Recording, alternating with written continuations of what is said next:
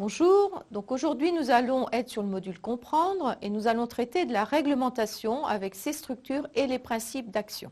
Ce que nous avons vu dans les cours précédents, c'est l'évolution historique du bien-être avec des évolutions sociétales et réglementaires qui doivent beaucoup à quelques textes fondateurs qui restent à la base de nos réflexions. La réglementation qui protège les animaux a suivi ces évolutions, principalement dans le cadre des institutions européennes. Ce que nous verrons aujourd'hui dans le cours, c'est les structures et les principes d'action. Alors au niveau européen, ça concerne le Conseil de l'Europe, l'Union européenne et les États membres qui vont interagir ensemble. Et puis au niveau mondial, il y a l'OIE, l'Organisation mondiale de la santé animale, et la FAO, qui est le Food and Agriculture Organization of the United Nations. Donc nous allons voir dans un premier temps au niveau européen, puis national, puis mondial. Donc au niveau européen, nous avons comme structure européenne le Conseil de l'Europe avec 47 États membres qui va édicter des conventions, des recommandations. Donc les conventions, ce sont des principes avec signature, mais pas forcément une ratification obligatoire de la part des États membres, mais aussi des recommandations dans lesquelles il y aura une transposition réglementaire. Nous avons l'Union européenne avec 27 États membres qui va établir des règlements, des directives, donc des règles qui vont être appliquées dans les États membres, donc avec des décrets d'application, ce qui revient à une transposition des règlements et des directives en droit national. Au niveau du Conseil de l'Europe, ce sont des conventions qui sont établies donc sur la protection des animaux, avec une succession de conventions, 68 relatifs au transport international, 76 l'élevage, 79 l'abattoir, et puis dans les années suivantes, une révision des conventions relatives à l'abattoir et au transport. Nous avons à côté de ces conventions des recommandations concernant toutes les espèces d'élevage avec une validation et une transposition. Donc on voit successivement dans le temps un certain nombre d'espèces pour lesquelles il y a eu des recommandations, bovins en 88 jusqu'en 2001 d'Inde. Au niveau de l'Union européenne, nous avons une évolution du statut de l'animal dans l'Europe. En effet, en 1957, l'animal est considéré comme un bien marchand. Alors qu'à partir de 1997, avec le traité d'Amsterdam, puis en 2007, le traité de Lisbonne, l'animal va être considéré comme un être sensible. Ces directives européennes, c'est la direction scientifique de la santé et de la sécurité alimentaire qui va gérer ces directives relatives au bien-être des animaux. En 1986, c'est la poule pondeuse qui démarre. Dans les années 90, on va avoir le porc et le veau et à nouveau la poule pondeuse. 1998, une recommandation sur toutes les espèces et dans les années 2000, à nouveau, le porc, le poulet de chair et le veau. Ce qu'il faut voir, c'est que sur l'ensemble de ces directives, il y a des obligations de moyens, donc des normes minimales sur le logement et la pratique. Les obligations de résultat vont arriver seulement en 2007 et en particulier sur le poulet de chair avec les pododermatites.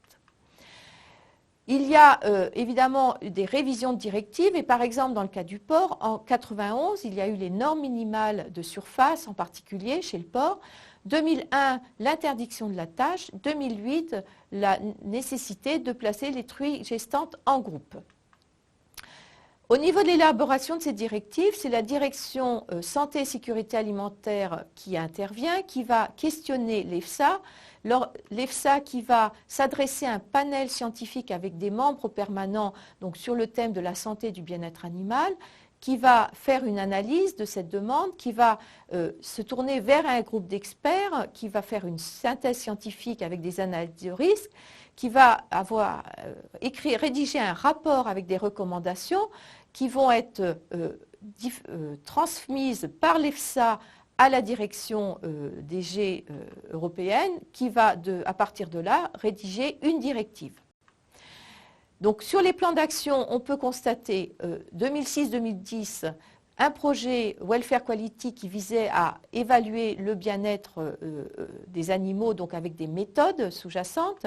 2012-2015, 4 axes de développement identifiés, l'utilisateur d'indicateurs du bien-être qui soient fondés, une information aux consommateurs, des réseaux européens de centres de référence et l'exigence de compétences. 2016-2029, il y a des plans d'action visant à accroître les mesures du bien-être animal, donc centrées sur l'animal, mais aussi de renforcer la formation à l'évaluation du bien-être en ferme. Donc, dans les plans d'action, par ailleurs, en 2017, nous avons la création d'une plateforme sur le bien-être animal visant à une meilleure application des règles, le développement et l'utilisation d'engagements volontaires par les entreprises pour améliorer encore le bien-être, mais aussi promouvoir les standards européens pour valoriser la valeur marchande des produits. 2018, le premier centre européen de référence sur le bien-être animal, avec un démarrage sur le porc, un projet sur 5 ans, qui vise à apporter une assistance coordonnée aux États membres pour les contrôles officiels. Et là, dans ce cas présent, c'était sur la pratique de la coupe de queue pour prévenir le cannibalisme. Maintenant, si nous passons au niveau national, eh bien, c'est le ministère de l'Agriculture et de l'Alimentation et plus particulièrement l'organisme décisionnel, la Direction générale de l'alimentation et le Bureau de la protection animale qui vont s'intéresser à la question, avec une transcription des directives européennes en droit français. Par exemple, dans le cas des truands en groupe, il y a la directive européenne 2001-88-CE qui va être transcrite en droits nationaux, donc en 2003 pour les bâtiments neufs ou reconstruits et en 2013 pour tous les élevages, donc il y a un délai d'application.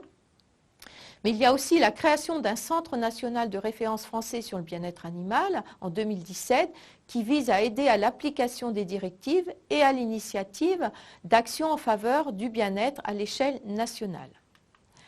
Alors, la Direction générale de l'alimentation et en particulier le Bureau de la protection animale s'appuient sur différentes structures, en particulier l'organe de consultation qui est le Conseil national d'orientation de la politique sanitaire et végétale et la gouvernance sanitaire, sur un organe d'expertise qui est l'Agence nationale de sécurité alimentaire de l'alimentation, de l'environnement et du travail, l'ANSES, avec en particulier une commission d'experts scientifiques santé et bien-être des animaux et le traitement de saisines avec des rédactions de rapports.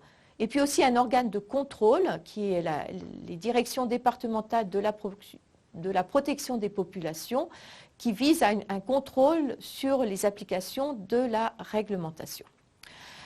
La stratégie globale pour le bien-être animal 2016-2020, c'est d'une part la création du Centre national de référence français sur le bien-être animal en 2017, et puis avec une stratégie identifiant 20 actions prioritaires, donc par exemple le sexage des embryons dans l'œuf, mais aussi la nécessité d'une personne référente bien-être dans les abattoirs.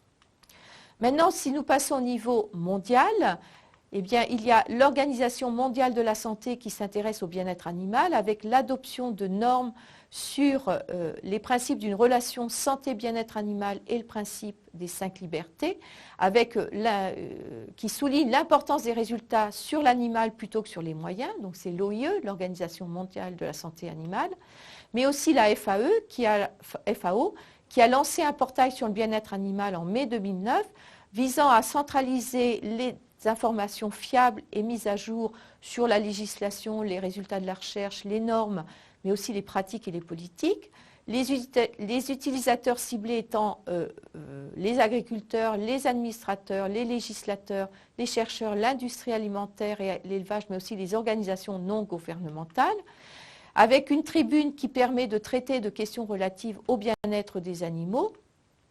Donc avec comme objectif la nécessité de respecter les normes de bien-être animal, mais aussi avec des débouchés sur les marchés internationaux pour les pays les moins avancés. Donc ce qu'il faut retenir, c'est qu'il existe des réglementations à différentes échelles géographiques, qu'il y a eu une forte impulsion européenne qui a joué un rôle moteur pour les États membres, mais aussi le développement à l'international, avec 40 ans de législation européenne, mais aussi des interactions entre les différentes instances et des relais au plan national, la transcription des textes européens en droits nationaux, mais aussi la reconnaissance au niveau mondial avec l'adoption de normes et de principes directeurs. Donc, en complément de cette présentation, vous trouverez un quiz sur le site du MOOC et le prochain cours va traiter de la sensibilité animale.